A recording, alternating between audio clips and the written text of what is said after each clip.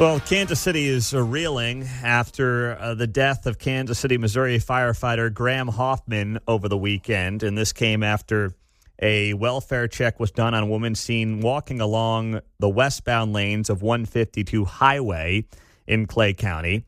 And Kansas City Fire responds. They take the woman into an ambulance. And while en route, the woman stabs the firefighter paramedic who had been on the Kansas City, Missouri Fire Department for 2.5 years, Graham Hoffman. And he passed away at the age of 29 years old. Shanita Bossell is in custody. She has been charged with first-degree murder, armed criminal action, assault, resisting arrest, and is being held on a $1 million bond. Kansas City Fraternal Order of Police President Brad Lemon is here on KCMO Talk Radio. Brad, good morning. It's good to have you here. Listen, you've gotten a lot of attention for a Facebook post you put up yesterday about the broader picture around public safety in Kansas City. And what is that? You know, what we've talked about and is just the judiciary doing its job, right? We all have a role here, and you have the same police officers arresting the same criminals over and over and over. And it's not, you know, I put something up yesterday. We had a guy who was stole a car, was arrested for this in that stolen car, confessed to driving that stolen auto. And then, you know, the rules is that we don't charge people in Jackson County, especially in most counties, with stolen auto in custody. It's just not what has been normal for the last probably decade or so. Mm-hmm. Well, he gets let loose on that stolen auto and immediately goes back to the house of some strangers, breaks into the house, assaults the people that live there, and he's a convicted felon. Not only a convicted felon, a convicted murderer. I mean, at what point do we start holding people in custody that we know that are violent? I mean, we have an absolute tragic event that happened yesterday with Kansas City Fire Department. It's horrible. Nobody can understand why, but we should be able to look back and say, why wasn't she in custody? She brutally bit a police officer to the point where he thought he was going to have a hole bit in his arm, and now she gets a $10,000 bond, posts it in a matter of hours, and just a few hours later, you know, we're talking about a tragedy that just should have absolutely never happened and is 100% preventable. Yeah, and you're seeing this, unfortunately, more so now in the Northland. I referenced the numbers this morning. Last year at this point, between North Patrol and Shoal Creek divisions, there were 3 homicides. Now there are 13 between North Patrol and Shoal Creek. So, you know, while East Patrol has actually seen a downward trend year to date over the last 4 years, that's not the case. They are trending in a very bad direction in the Northland. What do you attribute that to? Well, I mean, some of it's manpower. I mean, the reality is I ran the first roll call at Shoal Creek Patrol Division when we opened that division, and every single division in that station was full. It was full of individuals. Everybody had 6 officers. Today, you'd be I think the people would be shocked if they knew how many officers were actually working up north the river at this point. The manpower drawdown that happened through COVID, and the lawsuits and all the other stuff that happened in that period of time has had direct effect on where we place people. And it's, we lost the amount of patrol. We're losing DARE.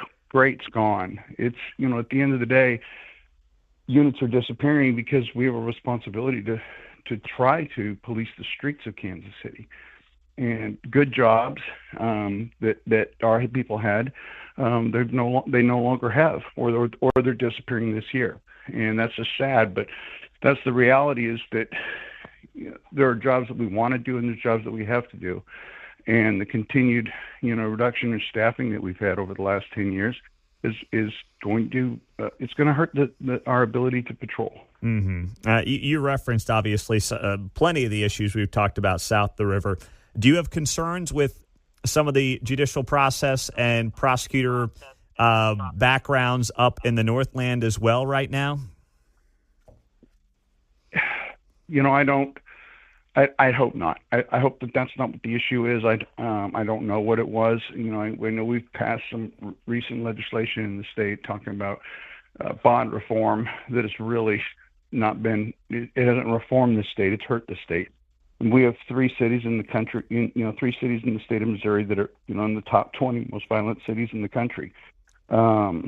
Something's got to change, and it's got to change legislatively, because I don't think every community is willing to do it themselves. And you're right. I mean, we talked about that last week. Kansas City, St. Louis, and Springfield, all in the top 15 deadliest cities in the country on a per capita basis. And I know, many on the left just scream about guns. But when you say it's about bond reform, what do you think?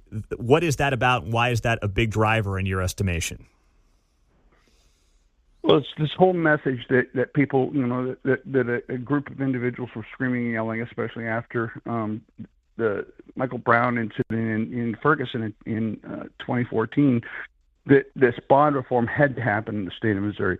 That the treatment of people was horrible. Well, now we've done bond reform. We've done, pretty much everything else the far left wanted the legislature to do, and crime's gone up across the state.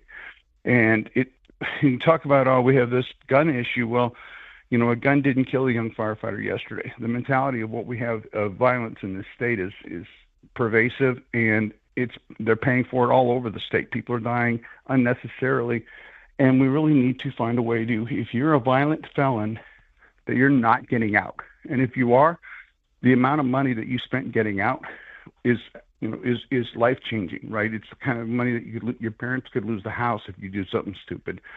Something has to happen different than what we're doing today. So the bonds are too low because of laws implemented by the state legislature? And the Supreme Court ruling from a legislative issue that happened in, I think, 2017. Okay. Well, certainly we'll have to keep an eye on that. Brad, thank you very much for the time. I always appreciate it, and we'll talk to you soon. Thanks, buddy. All right, there you go.